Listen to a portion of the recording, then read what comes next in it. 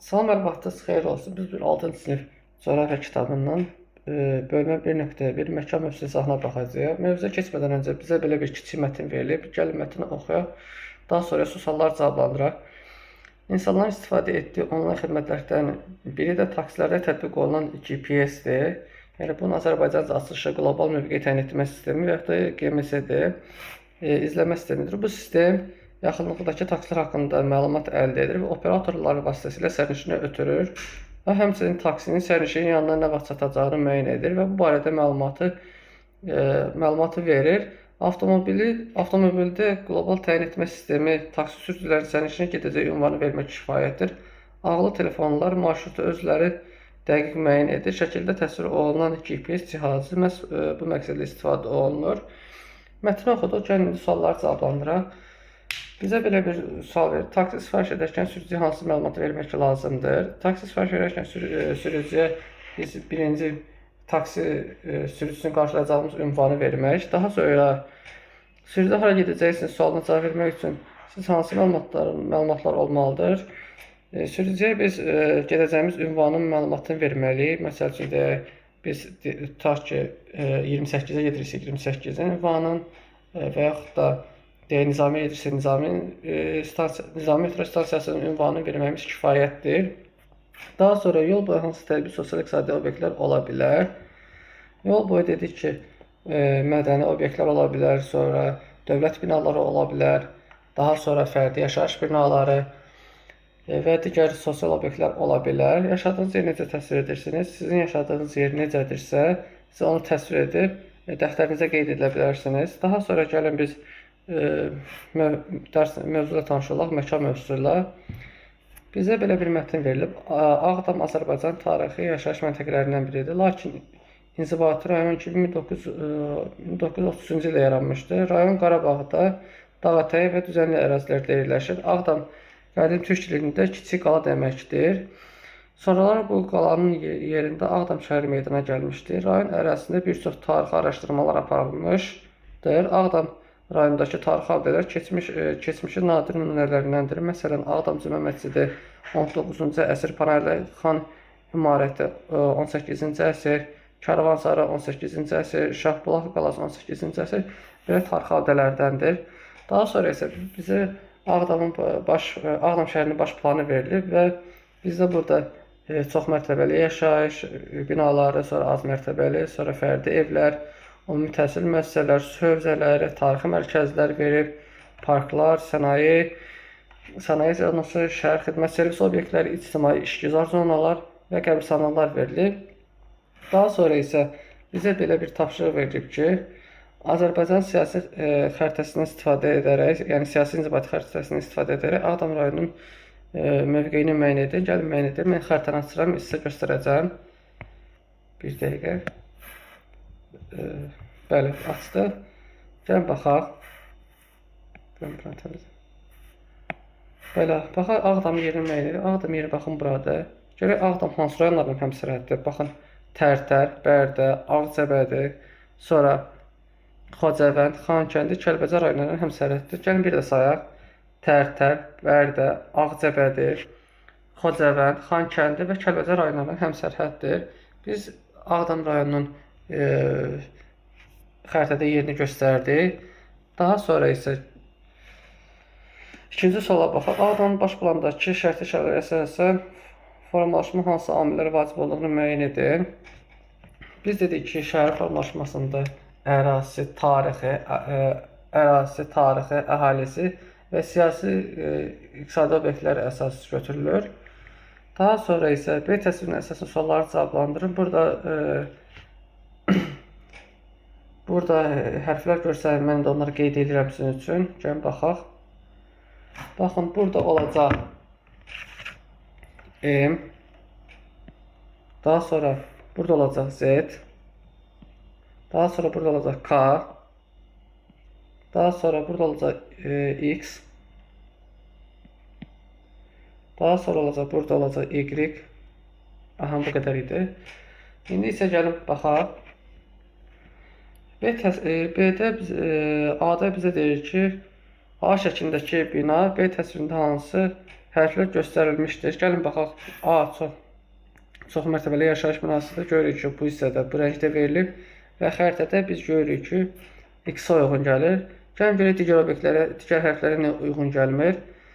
Y-ə baxsaq, Y görürük ki, tarixi mərkəzdir. Sonra Z-ə baxsaq, yaşıllıq mərkəzlərdir, yəni istirahət park zonasıdır. Sonra digər suala baxaq, buranı təmizləyim.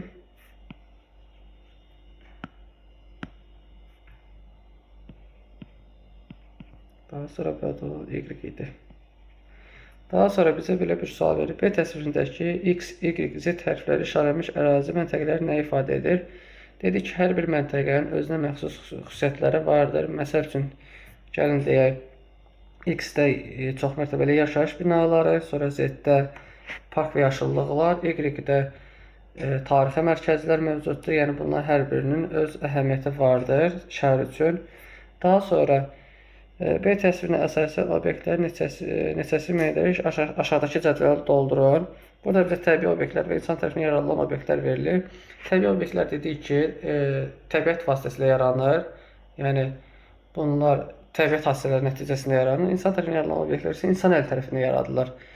Bunlara biz burada xəritə üzərində gəlin deyək.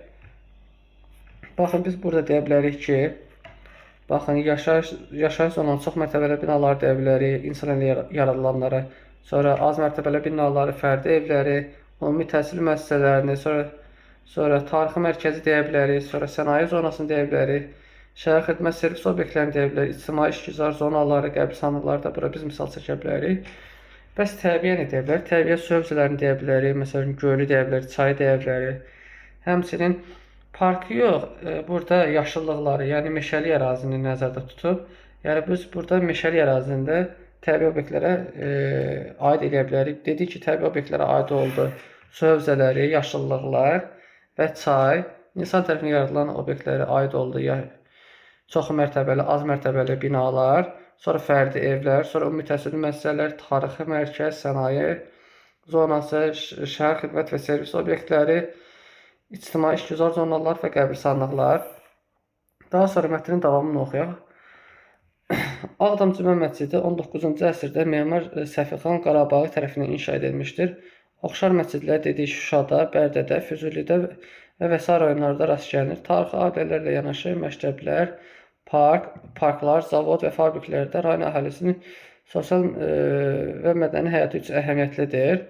Daha sonra bizə belə bir mətin verilib.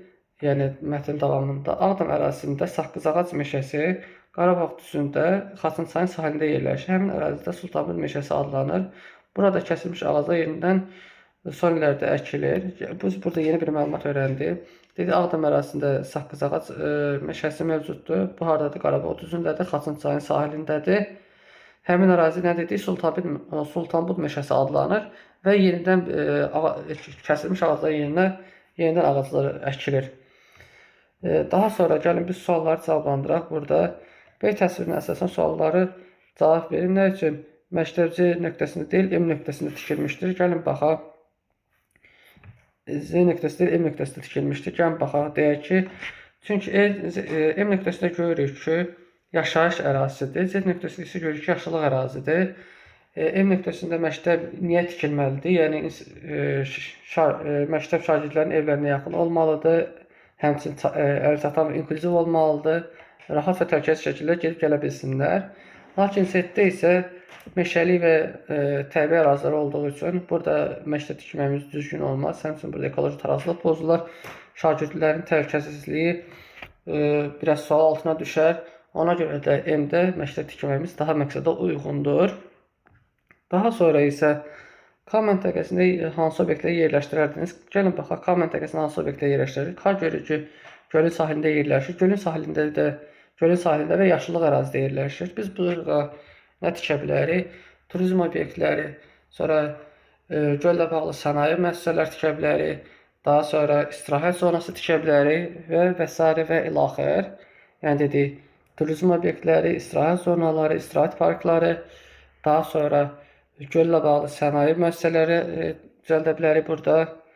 Sonra 6-cıya baxaq, ailə dialoqunu oxuyun və gəzinti turunu təsvir edin. Baxın, gəlin oxuyaq. Uşaq oğlu deyir atasına ki, tarixi abidələr görmək çox maraqlıdır. Atası da deyir ki, dərsdən sonra gedə bilərik. Daha sonra burada belə bizə bir A, B punktu verilib. Gəlin A punktuna bax. Deyək ki, şəkildəki tarixi ABD, yəni bunu deyir, cümlə metodunu deyir, Ağdam cümlə metodunu deyir. Planda hansı nöqtədə yerləşdiyini fikirlərinizi əsaslandırın. Burada əslində kitablarda M nöqtəsindən C nöqtəsinə, yəni bu məsciddə necə getmək olar deyilirdi. Yəni baxın buradan bura necə getməyimizi soruşur. Baxın burada da qeyd olunub. Birinci yerdə cümlə məscidi qeyd olunub. Biz burada M-dən 1-ə necə gedərik? Baxın birinci şərqə gedərik, sonra cənuba, sonra cənub-qərbə. Baxın bu yolun axıra qədər. Sonra isə cənub-şərqə gedərik. Baxın biraz burada xəritə düşünün, cənub-şərqə gedərik. Yəni oldu.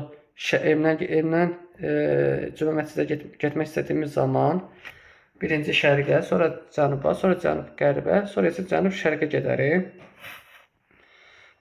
Sonra gəlin oxuyaq.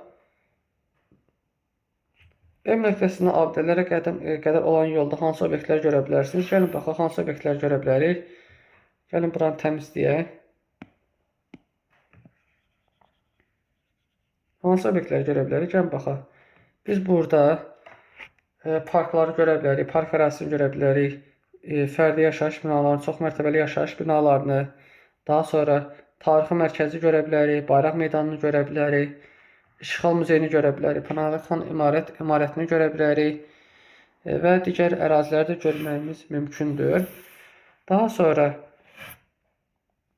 burada bunu oxuduq. Daha sonra 7-ci tapşırığa baxaq. Bu sizinlə bağlı tapşırıqdır. Biri mən izah edəcəm. Qalanını siz özünüz evdə müzakirə edib işləyərsiniz. İstirahət günü ailənizlə birlikdə gəzinti üçün haraya getmək istərdiniz? Düşündüyünüz yer təbii məkandır, yoxsa insanlar tərəfindən yaradılmışdır? Gəlin baxaq. Təbii məkan və insanlar tərəfindən yaradılmış məkanlar hansılardır? Təbii məkan dediğiniz təbiət vasitəsilə yaradılır. Yəni heç bir insan müdaxiləsi olmur. Yəni, bunlara deyə bilərik biz dağlıq ərazilər deyə bilərik, meşəli ərazilər deyə bilərik, çay, göl sahillərini deyə bilərik, həmçinin qumsallıqlar deyə bilərik. Bəs insan tərəfindən yaradılmış obyektlər hansılardır? Yəni birbaşa insan vasitəsilə yaranır. Buna da biz deyə bilərik ki, tarixi abidələr deyə bilərik. Məsələn, Ağdam cümlə məscidini biz bura misal çəkə bilərik. Burada bizə tarixi abidələr verilmişdir. Ağdam cümlə məscidi, bayraq meydanı, İşğal muzeyi, Pənahlı xan imarətini biz burada misal çəkə bilərik. Daha sonra gəzinti üçün niyə həmin yeri seçdiniz? Bu sizin üçün necə deyim, sinif yoldaşlarınızla müzakirə edə bilərsiniz bu mövzunu və getdiyiniz yerin nə üçün seçdiyinizi qeyd edə bilərsiniz. İzlədiyiniz üçün təşəkkür edirəm. Kanala abunə olmağı unutmayın.